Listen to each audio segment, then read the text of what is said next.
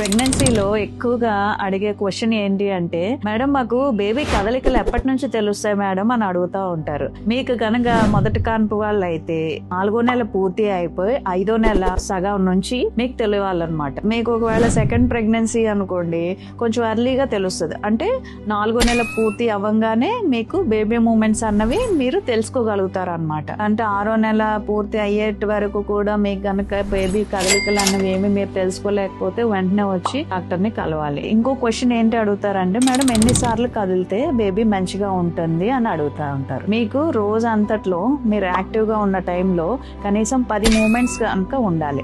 10 కన్నా తక్కువ కనుక ఉన్నాయి అంటే వెంటనే వచ్చి డాక్టర్ గారిని కలవాలి. 6వ నెల తర్వాత చెకప్ కి వచ్చినప్పుడు మేము గనక చూసి బేబీ మంచిగానే ఉంది, మా నెక్స్ట్ విజిట్ కి రండి, నెక్స్ట్ మంత్ రండి అని చెప్పాం అనుకోండి, ఇంటికి వెళ్ళిన తర్వాత బేబీ మూమెంట్స్ ద్వారానే మీ బేబీ ఆరోగ్యంగా ఉందా లేదా అన్నది మాత్రమే తెలుస్తుంది. బేబీ మూమెంట్స్ తక్కువగా ఉంటే వెంటనే వచ్చి మీ డాక్టర్ గారిని ఒకసారి కలవండి.